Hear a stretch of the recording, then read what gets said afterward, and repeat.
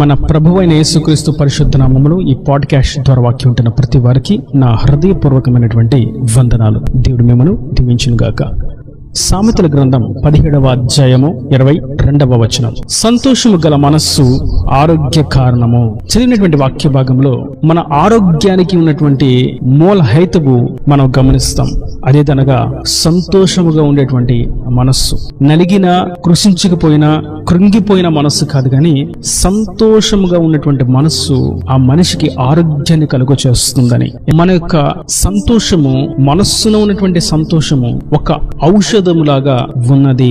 ఈ ఔషధం మన సర్వదేహానికి ఆరోగ్యాన్ని కలుగు చేస్తున్నదని, సేద తీర్చబడినట్లుగా చేస్తున్నదని వాక్యము తేటగా సెలవిస్తున్నది. నేటి వాక్యం ఉంటున్నటువంటి నా ప్రియ సహోదరులారా, ఆరోగ్యం కొరకు మనం ఎన్నో ప్రయత్నాలు చేస్తాం. ఆరోగ్యం కొరకు కొన్ని వ్యాయామాలు చేస్తాం, కొన్ని రకాలైనటువంటి మందులను, ఔషధాలను వాడతాం, కొన్ని ప్రాంతాలను వీక్షిస్తాం, కొన్ని ప్రదేశాలకు వెళ్తాం, కొన్ని పనులు చేస్తూ ఉంటాం. ఇదంతా కూడా ఆరోగ్యం కోసమే. మరికొన్ని మార్గాలలో ఆరోగ్యం కోసం కొన్ని పదార్థాలు పూర్తిగా నిలిపివేస్తాం. ఇవన్నీ కూడా మన శరీరం యొక్క ఆరోగ్యం కోసమే. అయితే ఈ భౌతిక పరమైనటువంటి నియమావళులు అనుసరించేదానికంటే కూడా మీ హృదయం, మీ మనస్సు సంతోషంగా ఉందంటే అది మీ ఆరోగ్యానికి మూల కారణమని ప్రభు సెలవిస్తున్నారు. అందుకే మనం కొన్ని చోట్ల చూస్తూ ఉంటాం, వైద్యులు బాగోలేదు అని ఒక రోగి వెళ్ళినట్లయితే ఆ రోగితో అంటూ ఉంటారు, దేనిని గురించిన ఎక్కువగా విచారిస్తున్నారా, దేనిని గురించిన ఎక్కువగా ఆలోచిస్తున్నారా, వాటన్నిటిని విడిచిపెట్టి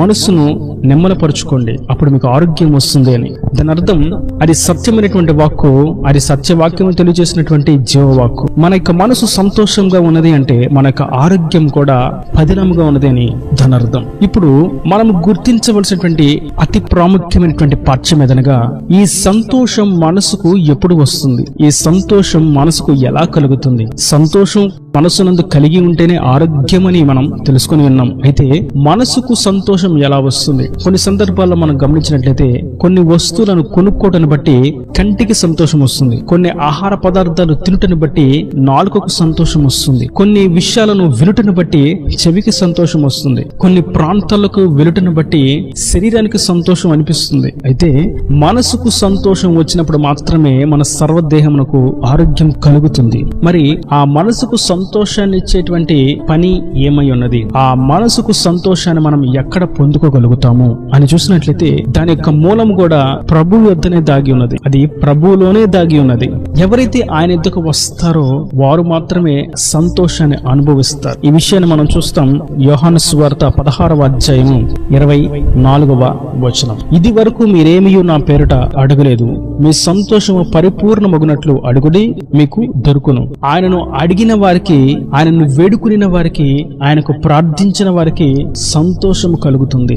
ఆయన వైపుకు కనులెత్తిన వారికి, ఆయన సహాయం కొరకు ఎదురు చూసిన వారికి, ఆయన పాదాల చెంతకు చేరిన వారికి, ఆయన ద్వారానే మేలు పొందుకోగలుగుతామని గుర్తించి ఆయన యొద్దకు వెళ్ళిన వారికి నిజమైనటువంటి సంతోషం లభిస్తున్నది. అది మనసుకు కలిగేటువంటి సంతోషం. ప్రభు యొద్దకు వచ్చినప్పుడు, యేసుక్రీస్తుని నోటితో ఒప్పుకొని హృదయమందు విశ్వసించి జీవించినప్పుడు మన హృదయం తెప్పరిల్లినట్లుగా, మన యొక్క శరీరం ఏదో బంధకం నుండి విడుదల పొంది తేలికగా ఉన్నట్లుగా ఆ అనుభూతిని వ్యక్తిగతంగా అనుభవిస్తాం. ఆయన ద్వారా మనము సంతోషాన్ని పొందుకున్నప్పుడు, మనస్సునందు నిజముగా ఆయనలో సంతోషాన్ని అనుభవించినప్పుడు, ఒకవేళ పాపాన్ని లోపల దాచుకొని మేము కూడా క్రీస్తు అనుచరులమే, ఆయన పేరు పెట్టబడిన వారమే, మేము కూడా భక్తులమే అని అనుకున్నట్లయితే వారి మనస్సులో సంతోషము కలగదు. వారు ఉన్నటువంటి పరిస్థితిని బట్టి అపవాది అగ్నిపానాల చేత ఇంకను కృంగదీసేటువంటి మార్గాలకు వారు త్రోయబడతారు. అయితే హృదయమందు ఆయనను అనుసరించినట్లయితే, హృదయమందు ఆయనకు ప్రార్థించినట్లయితే, హృదయమందు ఆయనను అనుసరించినట్లయితే, హృదయమందు ఆయనను ఆరాధించినట్లయితే ఆ హృదయం, ఆ మనస్సునందు వారికి సంతోషం లభిస్తుంది. ఆ సంతోషం వారి యొక్క దేహానికి ఆరోగ్యాన్ని కలుగ చేస్తుంది. ఇక్కడ మనం మరొక విషయాన్ని చూస్తాం. ఇదే యోహాను సువార్త 15వ అధ్యాయము 11. మీ యందు నా సంతోషము ఉండవలననియు, మీ సంతోషము పరిపూర్ణము కావాలనియు ఈ సంగతులు మీతో చెప్పుచున్నాను. ఇంతకీ ప్రభు ఏ సంగతులు చెప్పి ఉన్నారు? ఆ పైన నుండి మనం చూసినట్లయితే, ఎవరైతే ద్రాక్షవల్లి అయినటువంటి ప్రభువుతో నిలిచి ఉంటారో, ఆయన యందు నిలిచి ఉంటారో, ఆయనతో అంటుకట్టబడతారో ఆయనతో ఫలిస్తారు. ఆ ఫలించుటలోనే నిజమైనటువంటి సంతోషం ఉన్నది. ఎన్నాళ్ళు అదే స్థితిలో ఉన్నా, ఎన్నాళ్ళు అక్కడే ఉన్నామని చెప్పుకున్నా, బాప్తిజం తీసుకుని మేము ఎన్నో సంవత్సరాలు అయింది అని చెప్పుకున్నా, ఫలింపు లేనటువంటి అనుభవం సంతోషాన్ని కలుగు చేయదు, మనస్సుకు ఆనందాన్ని కలుగు చేయదు, ఆరోగ్యానికి కారణమైనటువంటి ఆ మనస్సులోని సంతోషాన్ని కలుగు చేయదు అని మనం ఈ వాక్యం ద్వారా మనం గుర్తిస్తాం. మనం ఆయనలో ఫలించుట చేత, ఆయన యందు నిలిచి ఉండట చేత, ఆయన ఆజ్ఞానుసారంగా జీవిస్తూ ప్రేమలోను, విశ్వాసంలోను, విధేయతలోను, పరిశుద్ధతలోను, పవిత్రతలోను, త్యాగంలోను, ప్రార్థనలోను, ఆజ్ఞానుసారంగా జీవించటలోను మనం ఫలిస్తూ ఉన్నప్పుడు మన మనస్సు సంతోషానికి గురై మన దేహానికి ఆరోగ్యాన్ని కలిగిస్తుంది. కనుక నేటి వాక్యం వింటున్నటువంటి నా ప్రియ సహోదరులారా, మన శరీరానికి ఎన్నో అనారోగ్య పరిస్థితులు ఉండుండొచ్చు. అది ఎటువంటి అనారోగ్య పరిస్థితి అయినప్పటికీ మనం ఆయన యందు ఆనందించినట్లయితే అది మన శరీరానికి ఆరోగ్యాన్ని కలుగు చేస్తుంది. ఇంకా మనం రెండవ కోణంలో ఈ విషయాన్ని మనం గమనించినట్లయితే, మనం ఆయన ఆజ్ఞానుసారంగా జీవిస్తున్నప్పుడు, ఆయన పరిశుద్ధాత్మ నడిపింపులు నడుస్తూ ఉన్నప్పుడు, ఆయన పరిశుద్ధాత్మ యందలి ఆనందాన్ని మనం పొందుకున్నప్పుడు ఆయన మన దేహానికి ఆరోగ్యాన్ని కలుగు చేస్తాడు, మన ఆత్మకు ఆరోగ్యాన్ని కలుగు చేస్తాడు. ఎక్కడ కూడా ఆత్మీయతలో దిగజారిపోకుండా, పడిపోకుండా, తొట్టిల్లిపోకుండా, సాతాను కబంధ హస్తాలు చిక్కుబడిపోకుండా, వాడి కూరల్లో మనం చిక్కుకొనకుండా, వాడి పండ్లకు మనం ఆహారం కాకుండా, పరిశుద్ధాత్మ యందలి ఆనందం మనను ఆత్మ సంబంధమైనటువంటి ఆరోగ్యాన్ని కలుగు చేసి ఆయన రాజ్యానికి వారసులుగా చేరుస్తుంది. ఈ వాక్యాన్ని బట్టి మనం గుర్తించవలసినటువంటి మరొక పాఠ్యం ఏదనగా, అనారోగ్యము లేదా రోగము, బలహీనత అనేది శరీరానికి మరియు ఆత్మకు కూడా సంబంధించినది. కొందరు శారీరకంగా ఆరోగ్యంగా ఉన్నామని చెప్పుకుంటున్నప్పటికీ ఆత్మ సంబంధమైనటువంటి లోటులు, ఆత్మ సంబంధమైనటువంటి రోగం, ఆత్మ సంబంధమైనటువంటి బలహీనత వారిలో దాగి ఉంటుంది. కనుక ఏదేమైనప్పటికీ మనం ఆయనను అనుసరించినట్లయితే, ఆయన యొద్దకు మనం చేరినట్లయితే, ఆయన రక్తంలో మనం కడగబడి ఆయనకు మనం ప్రార్థించినట్లయితే, ఆయనలో మనం ఫలించినట్లయితే, ఆయన పరిశుద్ధాత్మ శక్తి చేత మనం నింపబడినట్లయితే, ఆ ఆనందము, ఆ సంతోషము మన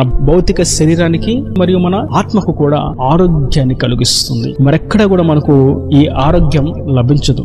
కొన్ని సందర్భాలలో వైద్యులు సైతం ఈ విషయంలో మేమేమి చేయలేము, ఈ విషయంలో మేము ఈ రోగికి ఆరోగ్యాన్ని అందించేటువంటి వైద్యాన్ని అందించలేము, ఇక మీరు వేరొక చోటకు వెళ్ళొచ్చు, లేదా ఇక ఎక్కడికి వెళ్ళినా ఈ విషయంలో మీకు సమాధానం రాదు అనేటువంటి మాటలను మనం వింటూ ఉంటాం. అయితే సర్వోన్నతుడైనటువంటి ప్రభు యొద్దకు మనం ఏ స్థితిలో వచ్చినప్పటికీ ఆయన యందు మనం మనస్సులో కలిగేటువంటి సంతోషాన్ని మనం పొందుకున్నట్లయితే ఆయన మన దేహానికి ఆరోగ్యాన్ని ఇస్తాడు. అన్నిటికంటే ముఖ్యంగా మనం శరీరానికి రక్షణ పొందుకునడం మటుకు కాదు, కానీ మన మనస్సు మార్చబడటంలో ముఖ్యమైనటువంటి ఆరోగ్యము దాగి ఉన్నది. ఇక్కడ మనసులో సంతోషం అనగానే రక్షణ పొందుకోవాలి, ఆయన నామంలో ప్రార్థన చేయాలి అన్నప్పుడు అది మనస్సులో నుండి జరగాలన్న సంగతిని మనం గుర్తించవలసిన వారమై ఉన్నాము. మారు మనసు మనం పొందుకున్నప్పుడే మన మనస్సు శుద్ధి చేయబడుతుంది, ఆయన మనస్సును మనం పొందుకొనగలుగుతాం. ఆ మనస్సును పొందుకున్నప్పుడే మనకు సంతోషం లభిస్తుంది, ఆ సంతోషమే మన ఆరోగ్యానికి కారణమవుతుంది. మారు మనసు లేకుండా ఎన్ని చేసినా అవన్నీ కూడా శూన్యమే, అవి దేవుని రాజ్యంలో జ్ఞాపకాలుగా నిలబడలేవు, దేవుని ద్వారా ఆశీర్వాదాన్ని తీసుకొని రాలేవు, దేహానికి ఆరోగ్యాన్ని కలుగు చేయలేవు. కనుక మన మనస్సు మార్చుకొని పాపమును విడిచిపెట్టి ఆయన సన్నిధిలో పశ్చాత్తాపడినట్లయితే, ఎవరెవరిని ఇబ్బంది పెట్టామో, ఎవరెవరిని మనం మాట్లాడకూడని మాటలు మాట్లాడడం, చేయకూడని పనులు ఎక్కడెక్కడ చేసి ఉన్నాం, చూడకూడనివి ఏవేవి చూసి ఉన్నాం, వినకూడనివి ఏమేమి విన్నాం, చెప్పకూడనటువంటి విషయాలు ఎవరెవరికి చెప్పాము, ఎవరెవరి ఎదుట గర్వంగా అహంకారంగా ప్రవర్తించాం, చులకనగా అవమానించాము, నిందలు వేశాం, ధనాపేక్షతో మోసపు క్రియలు జరిగించాము, వ్యభిచారము, దొంగతనములు, బూతులు, లంచాలు, వడ్డీ వ్యాపారాలు ఏవేవి పాపము చేసి ఉన్నాం, ఎవరెవరికి అచ్చి ఉండి ఇవ్వకై ఉన్నామో, మోసపు క్రియలు జరిగించున్నాము, వాటన్నిటిని మనం ఒప్పుకున్నట్లయితే, ఆ తప్పిదములను మనం ఆయన పాదాల చెంత విడిచిపెట్టినట్లయితే, అప్పుడు ఆయన మన మనస్సును మార్చి ఆయన ఒక మాంసపు హృదయాన్ని మనకు అనుగ్రహిస్తాడు.